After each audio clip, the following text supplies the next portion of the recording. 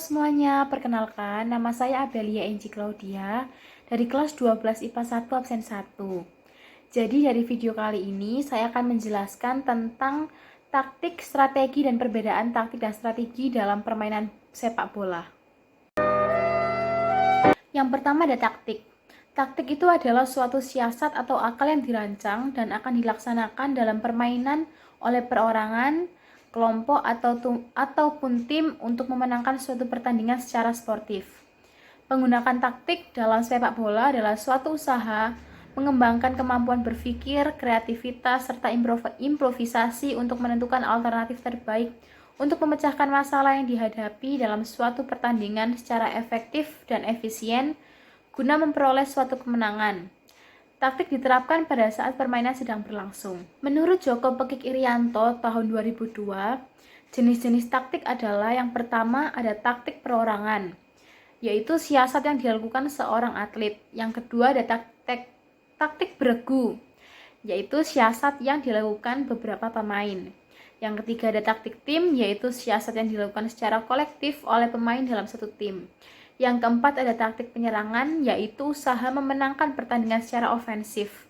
Yang terakhir ada taktik beregu, yaitu usaha menghindari kekalahan dengan cara defensif. Selanjutnya ada strategi. Strategi adalah suatu siasat atau akal yang dirancang sebelum pertandingan berlangsung dan digunakan oleh pemain maupun pelatih untuk memenangkan pertandingan yang dilaksanakan secara sportif dan sehat. Strategi mengacu pada gerakan-gerakan yang dibutuhkan dalam pertandingan. Kedudukan strategi dalam olahraga memiliki makna sebagai pendukung aspek taktik olahraga.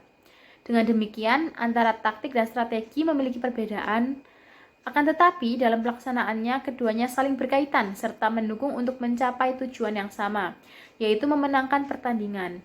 Strategi itu dibagi menjadi dua, yaitu strategi pertahanan dan strategi penyerangan. Strategi pertahanan juga dibagi lagi. Yang pertama ada zona defense atau penjagaan daerah. Pertahanan jenis ini berintikan bahwa pemain yang bertugas bertahan perlu menjaga daerah pertahanan yang sudah pelatih tentukan. Apabila pemain dari tim lawan mencoba menerobos untuk masuk ke daerah tersebut, maka tugas utama pemain bertahan adalah menghalau pemain lawan supaya tak terlanjur masuk.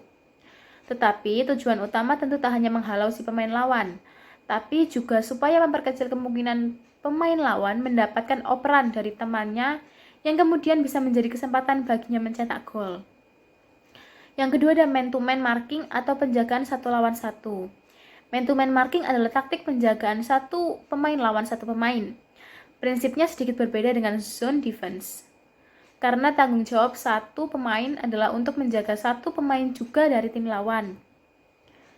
Hanya saja ketika dilihat praktiknya, penjagaan yang diterapkan justru jauh lebih fleksibel. Yang terakhir ada kombinasi atau penjagaan gabungan. Pada metode pertahanan ini sudah bisa ditebak, yakni dengan menerapkan dua jenis pertahanan yang telah dijelaskan sebelumnya. Kombinasi dilakukan antara penjagaan satu lawan satu dengan penjagaan daerah. Pada pertahanan ini, pemain back tak perlu harus selalu mengikuti pemain lawan, tapi dapat dialihkan ke pemain sebaris lainnya. Selanjutnya ada strategi penyerangan. Dalam strategi penyerangan itu juga dibagi menjadi dua. Yang pertama ada taktik menghadapi pertahanan tim lawan yang rapat. Ada kalanya sebuah tim merasa kewalahan karena pertahanan tim lawan termasuk ketat dan rapat, sehingga tak mudah diterobos ketika menyerang.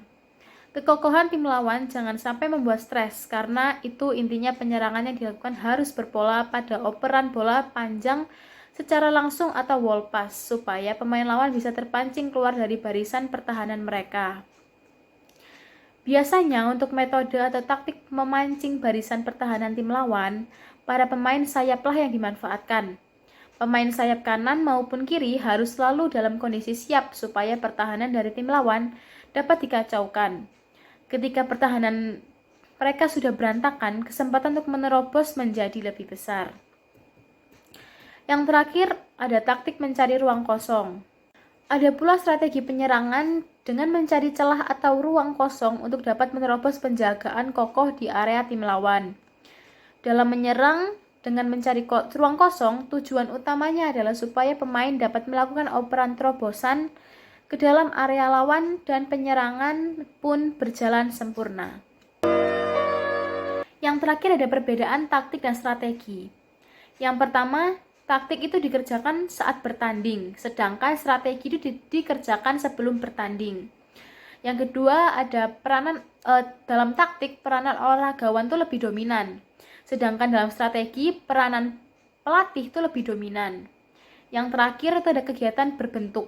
Dalam taktik, kegiatan berbentuknya itu memecahkan siasat secara efektif sesuai situasi, melihat, memutuskan tindakan dengan cepat, dan yang terakhir, taktik terkadang tidak sesuai strategi yang telah disiapkan.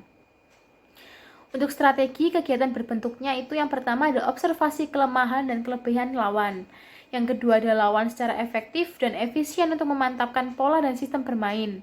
Yang ketiga ada adaptasi terhadap lingkungan, dan yang terakhir ada pemecahan masalah berdasar dugaan. Sekian dari penjelasan dari saya, maaf jika ada salah-salah kata. Terima kasih.